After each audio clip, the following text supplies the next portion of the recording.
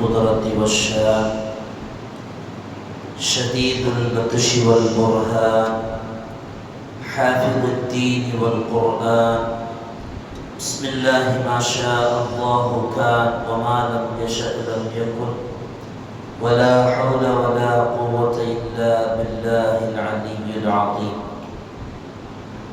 الحمد لله رب العالمين والعاقبة للمتقين والصلاة والسلام على أشرف المرسلين وعلى آله وصحبه أجمعين أما بعد فقد قال الله تعالى في القرآن العظيم والفرقان المجيد أعوذ بالله من الشيطان الرجيم بسم الله الرحمن الرحيم لا يكلف الله نفسا إلا وسعها صدق الله العلي العظيم.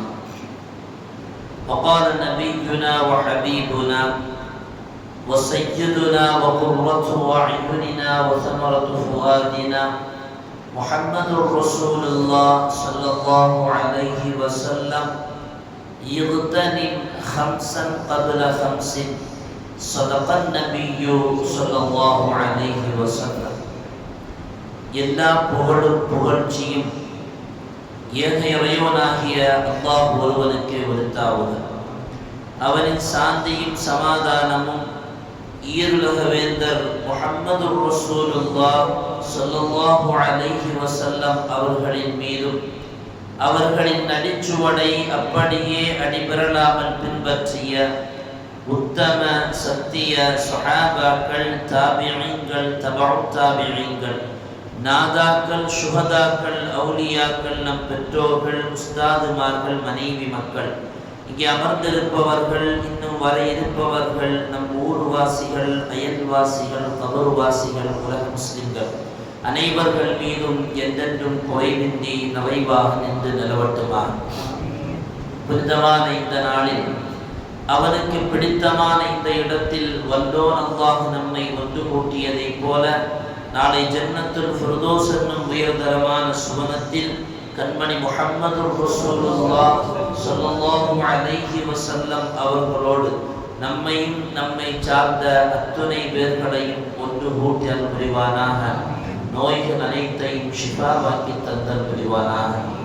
அன்பிற்கினிய அல்லாஹ்வின் நல்லடியார்களே, அல்லாஹ் ரப்புல் ஆலமீன்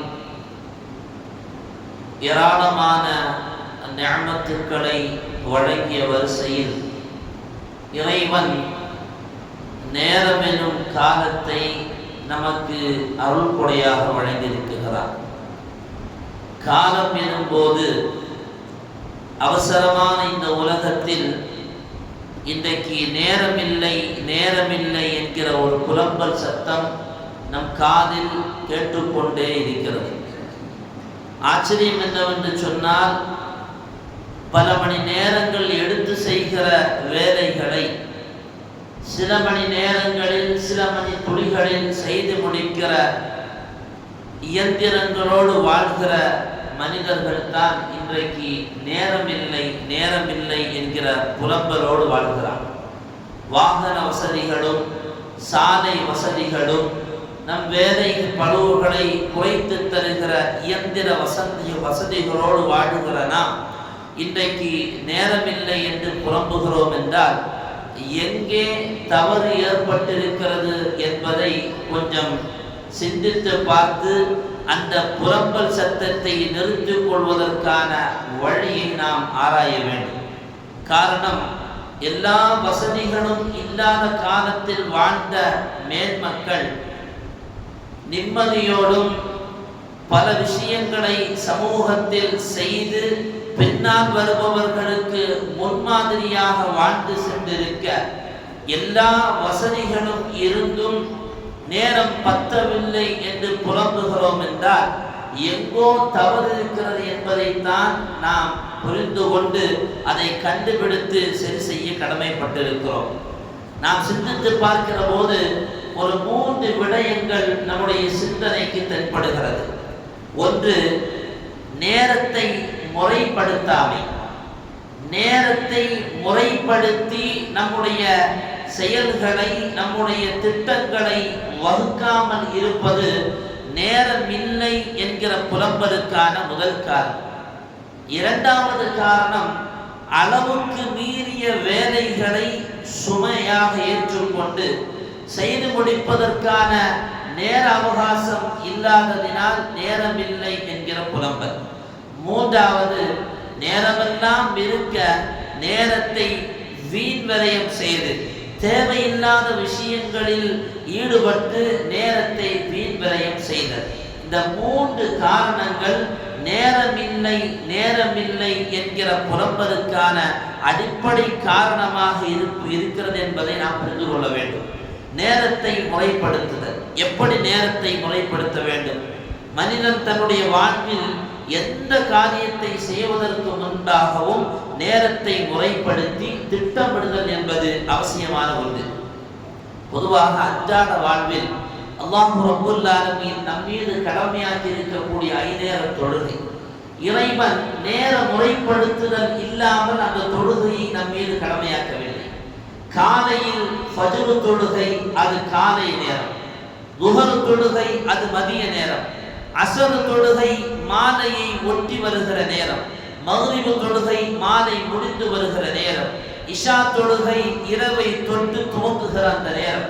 இப்படி இறைவன் பஞ்சுவாத்தியாக பர்டிகுலராக ஒரு நேரத்தை நிர்ணயம் செய்து அதை முறைப்படுத்தி நமக்கு வழங்கியிருப்பதன் வழியாக இறைவனே அவன் மூலமாக இங்கே கட்டளையை ஏற்படுத்தியிருக்கிற அந்த 5 வேள தொழுகைக்கு நேரத்தை நிர்ணயித்து முறைப்படுத்தி திட்டம் தீட்டி தந்திருக்கிற போது மனிதனாகிய நாம் நம்முடைய வேலைகளை செய்வதற்கு முன்பாக நேரத்தை முறைப்படுத்த வேண்டும்.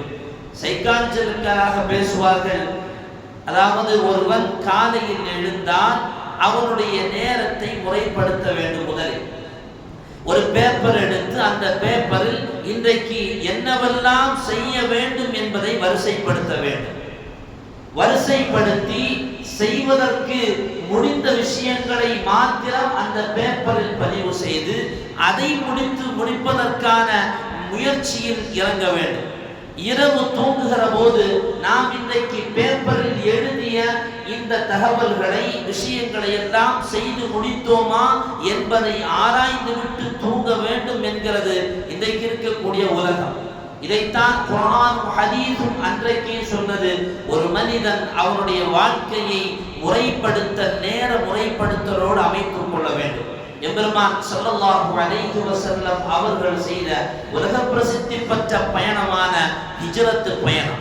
பெருமானார் ஸல்லல்லாஹு அலைஹி வஸல்லம் அவர்கள் எப்போது பயணத்தை துவங்க வேண்டும், எங்கிருந்து துவங்க வேண்டும், யாரோடு புறப்பட வேண்டும், எந்த வழியோடு பயணம் செய்ய வேண்டும், எங்குவெல்லாம் நிற்க வேண்டும், எங்குவெல்லாம் தங்க வேண்டும், யாரையெல்லாம் சந்திக்க வேண்டும் என்பது முதல் கொண்டு பெருமானார் அவர்கள் மதீனத்து மண்ணை போய் தொடுகிற வரையிலையும் அத்துணையும் பெருமானார் அவர்கள் திட்டம் தீட்டிய அந்த முறையில் தான் நாயகம் ஹிஜ்ரத் பயணத்தை மேற்கொண்டார். பெருமானார் அவர்கள் தன்னுடைய நேரத்தை முறைப்படுத்தினார்கள்.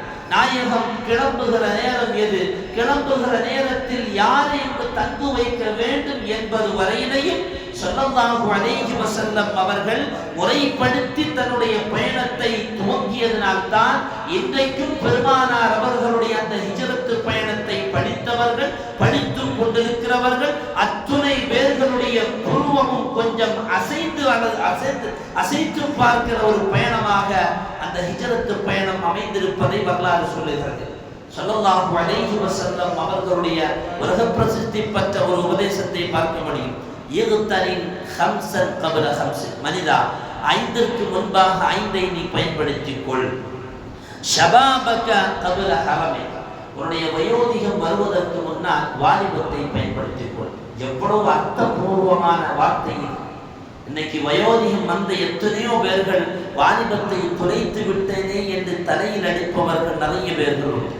வாலிபத்தில் என்னுடைய பள்ளி காலங்களில் நான் நல்ல முறையில் அதை பயன்படுத்தியிருக்க மாட்டேனா, அல்லது வியாபார நேரத்தில் என்னுடைய அந்த மிடுக்கான அந்த வயதில் இரத்த சூடாக இருந்த நேரத்தில் நான் பல பணிகளில் அல்லது நல்ல வேலையில் என்னை ஈடுபடுத்தி நல்ல சம்பாத்தியத்தை நான் செய்திருக்க மாட்டேனா என்று புலம்புபவர்கள், வயோதிகம் வந்தவர்கள், அந்த வயதை கடந்தவர்கள் இன்றைக்கு பலரும் சிந்திப்பவர்கள் உண்டு.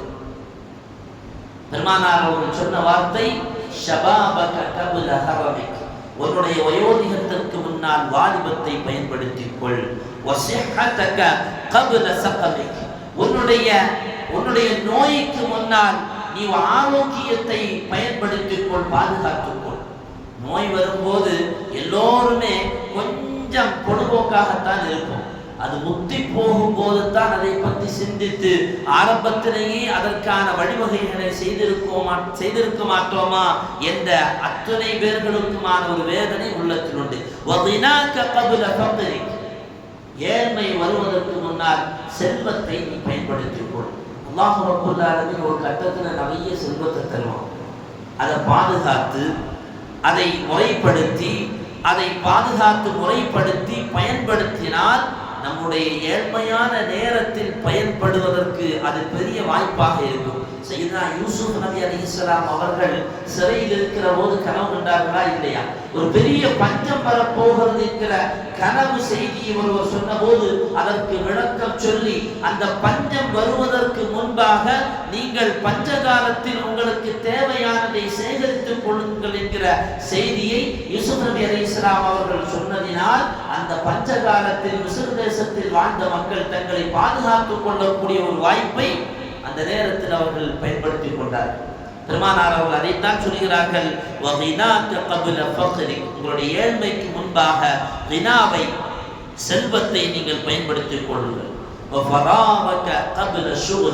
உங்களுடைய வேலை பழுவுக்கு முன்னால் ஓய்வு நேரங்களை பயன்படுத்திக் கொள்ளுங்கள். எல்லா நேரமும் வேலை செய்து, சதா நேரமும் வேலை செய்து, ஓய்வெடுக்கிற நேரங்களிலும் வேலை செய்து, பேராசையோ பெருமையோ அல்லது செல்வத்தை எல்லாம் திரட்டி வைக்க வேண்டும், அடுத்த கட்டம் என்னவாக இருக்குமோ என்கிற எண்ணமோ தெரியவில்லை.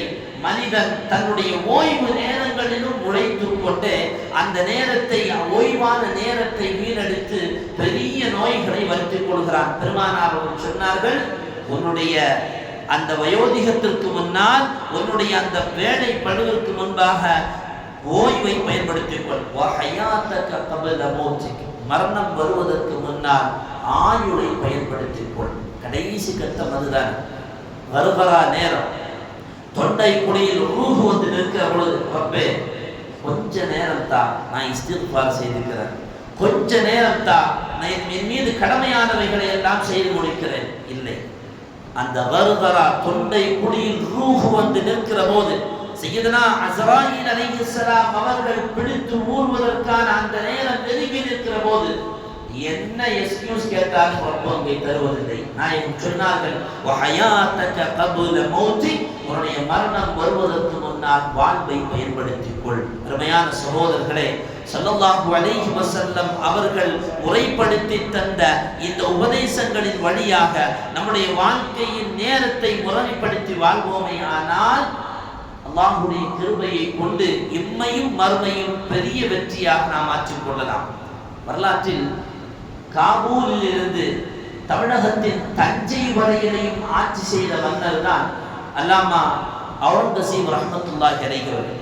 ஒரு பரந்து விரிந்த மாகாணத்தை ஆட்சி செய்த இந்த அவுரங்கசீப் ரஹ்மத்துல்லாஹி அவர்கள் காலையில் ஃபஜ்ருக்கு எழுந்தால், ஃபஜ்ர் தொழுதற்கு முடித்ததற்கு பின்னால் தன்னுடைய புத்தகங்கள் படிக்கிற தன்னுடைய வேலையை முடிப்பதும், குர்ஆன் ஓதுவதும், அதை முடித்ததற்கு பின்னால் தனியாக தன்னை சந்திக்க வந்திருக்கக்கூடிய மக்களுக்கெல்லாம் நீதிகளை வழங்கியதற்கு பின்னால் சரியாக வரலாற்றில் எழுதுகிறார்கள், 9 மணி ஆகிற போது பொது சபைக்கு வருவார்களாம். பொது சபையில் வந்து அமர்ந்து அங்கே வரக்கூடிய மக்களுக்கெல்லாம் நீதி வழங்குவதும், பிரச்சனைகளுக்கான தீர்வு காண்பதும், கணக்குகளை சரிபார்ப்பதும் என்று தன்னுடைய நேரங்களை அப்படியே முறைப்படுத்தி கொண்டு வந்த அல்லாமா அவுரங்கசீப் ரஹ்மத்துல்லாஹி அலைஹி அவர்கள் இஷாவுடைய நேரத்திற்கு பின்னால் தன்னுடைய தூக்கத்தில் மேற்கொள்வார்கள் என்று வரலாற்றில் எழுதுகிறார்கள். இந்த அவுரங்கசீப் ரஹ்மத்துல்லாஹி அவர்கள் காபூலிலிருந்து, காபூல் என்று சொன்னால் ஆப்கானிஸ்தான், ஆப்கானிஸ்தானில் இருந்து தமிழகத்தின் தஞ்சை வரையிலையும் ஆட்சி பரப்பை வைத்துக் கொண்ட மன்னருக்கு இதுவெல்லாம் செய்து முடிப்பதற்கு நேரம் இருந்தது என்று சொன்னால் அவருடைய அந்த வாழ்க்கை என்பது நேர முறைப்படுத்துதல் சரியாக அமைந்தனால்தான். ஒவ்வொரு விஷயங்களையும் ஒவ்வொரு நாளும் அன்றாட வாழ்வில் திட்டப்படுத்தி செய்திருந்ததனால் தானே அவர்கள் அந்த வேலைகளை எல்லாம் சரியான முறையில் முறைப்படுத்தி செய்ய முடித்தது. அப்படியானால் நம்மிடத்தில் நேரத்தை முறைப்படுத்தல் என்பது வேண்டும். இந்த அல்லாமா அவுரங்கசீப் ரஹ்மத்துல்லாஹி அவர்கள் ஒரு தடவை ஒரு பெரிய போர்க்களத்திற்காக வேண்டி பலாயிரக்கணக்கான சிப்பாய்களை படை வீரர்களோடு கிளம்பி போறாங்க. யானை படைகள், குதிரை படைகள் என்று சொல்லி ஏராளமான வீரர்களோடு அல்லாமா அவுரங்கசீப் ரஹ்மத்துல்லாஹி அவர்கள் பயணம் செஞ்சு போகும்போது அவங்க பயணம் கிளம்புறதுக்கு முன்னாலேயே எங்கெல்லாம் நிற்கணும், எப்ப சாப்பிடணும், எப்ப ஓய்வெடுக்கணும் என்கிற அந்த திட்டத்தை வகுத்து விட்டு தான் பயணத்தை துவங்குவார். மதிய நேரம் வரும்போது ஒரு அரை மணி நேரம் இந்த இடத்துல தங்கி உணவு உண்டு விட்டு நாமெல்லாம் திரும்ப கிளம்ப வேண்டும் என்பது அவுரங்கசீப் ரஹ்மத்துல்லாஹி அவர்கள் திட்டம் வைத்திருந்தார். அந்த நேரம் வந்தது, அந்த இடம் வந்தது. தன்னுடைய சகாக்களோடு பலாயிரக்கணக்கான அந்த வீரர்களோடு இறங்கியவர்கள் உணவு உண்டார்கள். திரும்ப தன்னுடைய குதிரையில் அமர்ந்து பயணத்தை துவங்கிய போது அவர்களோடு வந்த முக்கியஸ்தர்களில் சிலர்கள் மாத்திரம் உணவு உண்ணாமல் நேரத்தை கழித்து விட்டு அதற்கு பின்பாக உணவு உண்ண ஆரம்பித்தார்கள். இந்த செய்தி அவுரங்கசீப் ரஹ்மத்துல்லாஹி அவருடைய காதுக்கு வந்த போது அவர்கள் அழைத்து சொன்னார்கள், நீங்கள் தாமதிக்கிற இந்த 10 நிமிடம் என்பது நம்மை பின்தொடர்ந்து வருகிற இந்த ஆயிரக்கணக்கான வீரர்களுக்கு 2 மணி நேரத்தை தாமதமாக்கி கொடுக்கும். அப்படி என்றால் நாம் சென்று சேர வேண்டிய அந்த இடத்தை சரியான முறையில் சேர முடியாமல், நாம் எதிர்கொள்ள வேண்டிய அந்த எதிரிகளை சரியான நேரத்தில் எதிர்கொள்ள முடியாமல் நம்முடைய லட்சியங்களாம் வீணாகி போய்விடும் என்பதை நீங்கள் சரியான முறையில் புரிந்து கொள்ள வேண்டும் என்று சொல்லி அவுரங்கசீப் ரஹ்மத்துல்லாஹி அவர்கள் தன்னுடைய அந்த நேர வகுத்தலை, தன்னுடைய நேர முறைப்படுத்தலை அந்த மக்களுக்கு வெளிப்படுத்துவார்கள். அருமையான சகோதரர்களே, இந்த அவுரங்கசீப் ரஹ்மத்துல்லாஹி 80 வயசு கடந்ததற்கு பின்னாலும் கூட எப்படி சிறு பிராயத்தில் காலையில் எழுந்து தன்னுடைய பணிகளை எல்லாம் முடித்து சபைக்கு வந்து மக்களுக்கு நீதி வழங்கி தன்னுடைய ஆட்சி பரப்புக்கு கீழுள்ள பிரச்சனைகளுக்கு நாம் தீர்வு கண்டார்களோ அதே போல 80 வயது கடந்ததற்கு பின்னாலும் அவுரங்கசீப் ரஹ்மத்துல்லாஹி சுறுசுறுப்பாக செயல்பட்டார்கள் என்பது வரலாற்று சொல்லித் தருகிற செய்தி. அப்ப இந்த நேர முறைப்படுத்தல் என்பது நமக்கு வேண்டும். இன்னைக்கு அது அறவே இல்லை. நம்ம நினைக்கிற நேரத்துக்கு கிளம்புவோம், நினைக்கிற நேரத்துக்கு வருவோம். இந்த நேர முறைப்படுத்தல் இல்லாததினால்தான் இன்றைக்கு நேரம் இல்லை என்கிற ஒரு புலம்பல் சத்தம் அதிகமாகவே நம்ம ஏற்பட்டு கொண்டிருக்கிறது.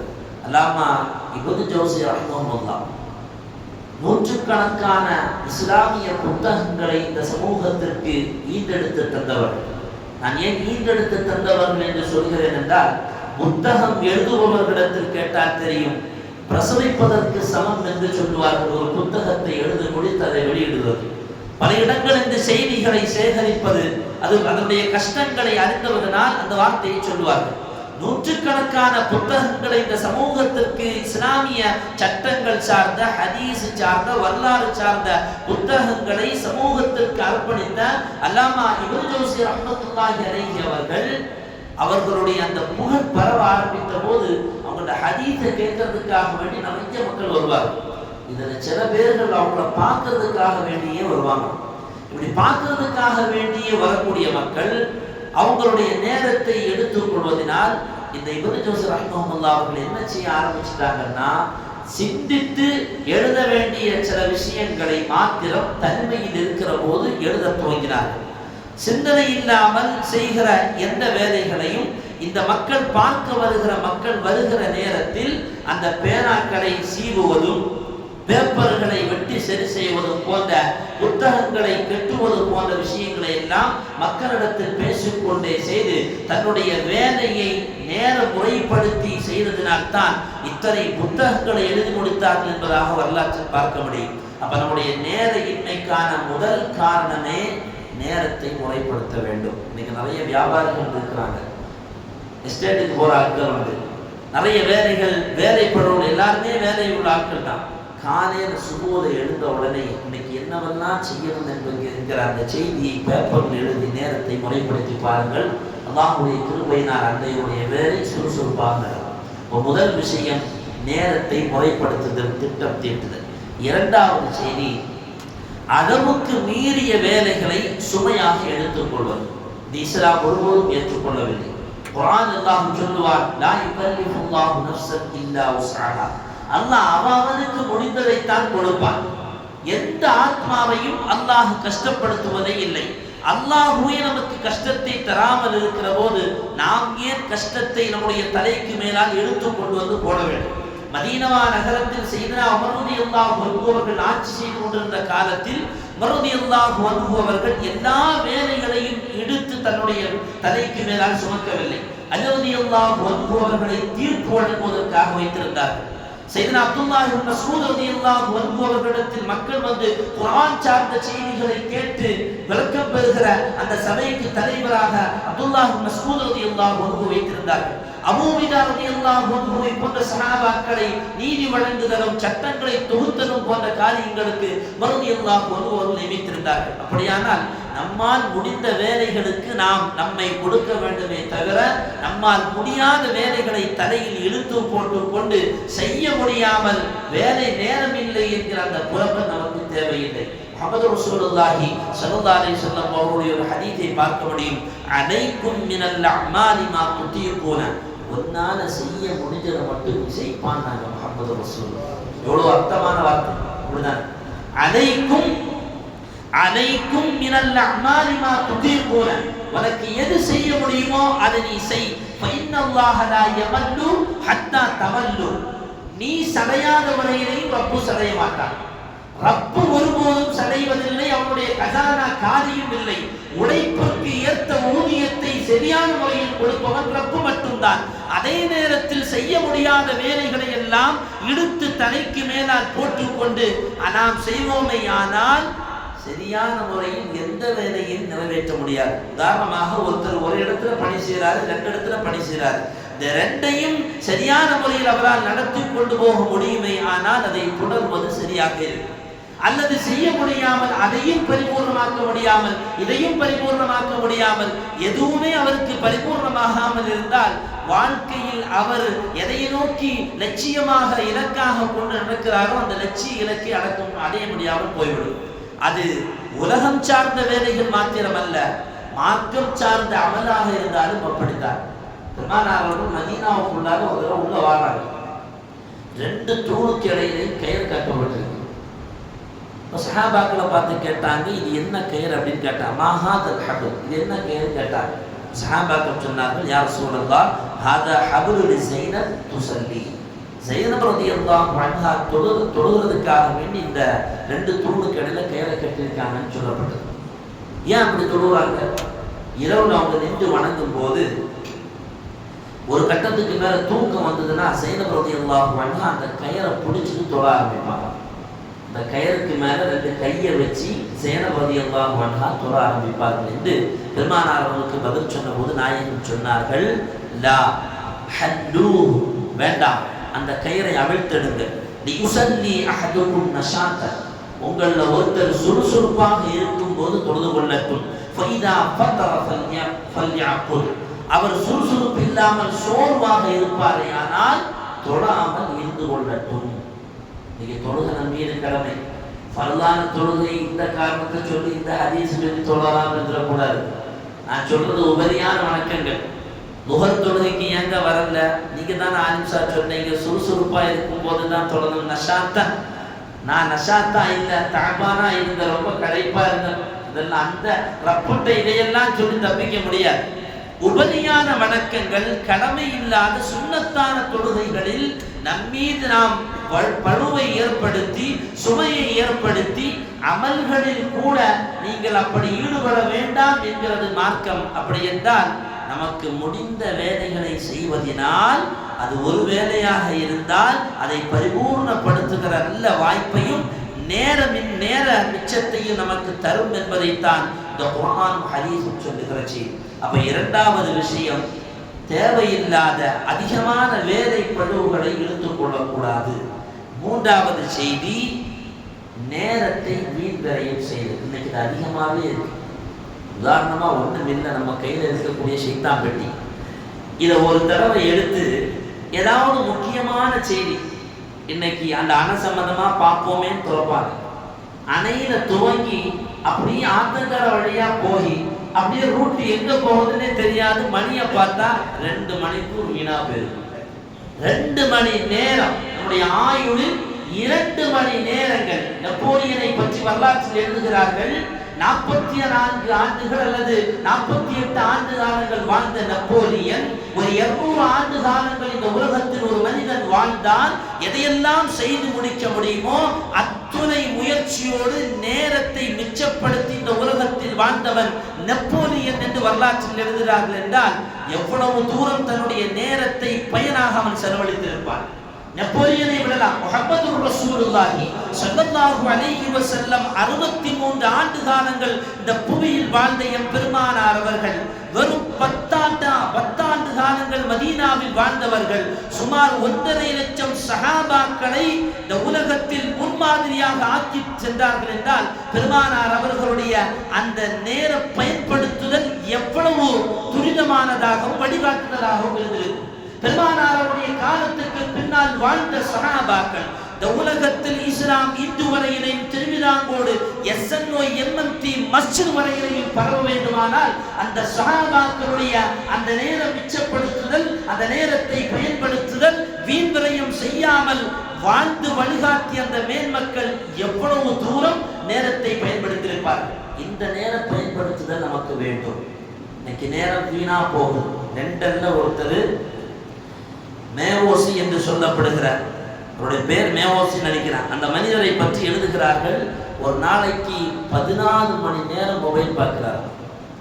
14 மணி நேரம். நீங்க நினைக்கலாம் என்ன ஆச்சா 14 மணி நேரம் ஒரு பெரிய விஷயமா? நம்ம ஊர்ல இருக்கிறவன் 18 மணி நேரம் மொபைல் பார்க்கிறான். 14 மணி நேரம் மொபைல் பார்க்கிற இந்த மனுஷன் அதுல இருந்து எப்படியாவது திரும்ப வரணும்னு சொல்லி முயற்சி பண்றான்னா அவனால முடியல. அதற்கு எத்தனையோ மருத்துவங்களை செய்து வருகிறார். BBC செய்தி வழியாக அவருடைய தகவலை எழுதுகிறார்கள். அப்ப மொபைல்லையே இன்னைக்கு நம்முடைய நேரங்கள் எல்லாம் வீணா போகுது. நல்லதை பார்ப்பதற்காக வேண்டித்தான் அதை கையில் எடுக்கிறோம், ஆனால் நேரம் மொத்தம் இல்லாமல் போகிறது. வரலாற்றில் எத்தனையோ மேன்மக்கள் தங்களுடைய நேரத்தை சரியான முறையில் பயன்படுத்தி வீண்வரையும் செய்யாமல் வாழ்ந்ததினால்தான் இன்னைக்கு புகாரி ஷரீஃப் போன்ற கிரந்தங்களை கையில் வைத்து படிக்கிறோம். ரியாது சாலிஹின் என்று சொல்லப்படுகிற பொக்கிஷமான கிரந்தங்களை படிக்கிறோம். மருத்துவத்துறை சார்ந்த அத்துணை ஞானங்களை உள்ளடக்கிய புத்தகங்களை நம்முடைய பிள்ளைகள் படித்து இன்னைக்கு மருத்துவர்களாக உலகத்தில் திகழ்கிறார்கள் என்று சொன்னால் அதை எழுதியவர்கள், அதற்காக வேண்டி முயற்சி செய்தவர்கள், ஆராய்ச்சி செய்தவர்கள் அத்தனை பேர்களும் தங்களுடைய நேரத்தை சரியான முறையில் பயன்படுத்தியவர்கள். இன்னைக்கு இப்படி ஒரு அழகான பள்ளிவாசலில் நல்ல குளிரூட்டப்பட்ட இந்த இடத்தில் அமர்ந்திருக்கிறோம் என்று சொன்னால் இந்த குளிரூட்டப்படுகிற இந்த சாதனத்தை தயாரித்தவர் தன்னுடைய நேரத்தை சரியான முறையில் முறைப்படுத்தியதனால் தானே, சரியான முறையில் பயன்படுத்தியதனால் தான். இப்படி அடுக்கிக் கொண்டே போகலாம். உலகத்தில் நேரத்தை மிச்சப்படுத்தி சரியான முறையில் வீண் விரயம் இல்லாமல் அதை நாம் மேற்கொண்டோமே ஆனால் உலகத்தை விட்டு பெறுகிற போது நமக்கு துஆ செய்கிற நல்ல மக்களை நாம் இந்த உலகத்தில் சம்பாதித்து விட்டு செல்லலாம். அதை அல்லாஹ் இந்த நேரத்தை மிச்சப்படுத்துவதிலும் வீண் விரயம் செய்யாமல் இருப்பதிலும் நேரத்தை முறைப்படுத்துவதிலும் செயல்களை செய்வதில் திட்டப்படுத்துவதிலும் அதே போல தேவையில்லாத வேலைகளை சுமக்காமல் நம்மால் முடிந்த விஷயங்களை மாத்திரம் செய்வதிலும் அல்லாஹ் அதை வைத்திருக்கிறான். அல்லாஹ் சுப்ஹானஹு வ தஆலா நேரத்தை வீண்வரையம் செய்யாமல் அமல்களில் நம்முடைய நேரத்தை கழிப்பதற்கும் இந்த உலகத்தை விட்டு பெறுகிற போது நமக்காக துஆ செய்கிற நல்ல விஷயங்களை செய்துவிட்டு இந்த உலகத்தை விட்டு பெறுகிற பாக்கியத்தையும் வல்லாஹ் ரப்புல் ஆலமீன் நம் அனைவர்களுக்கும் தந்தல் புரிவானாக. வ ஆகிரு தஅவானா அல்ஹம்துலில்லாஹி ரப்பில் ஆலமீன்.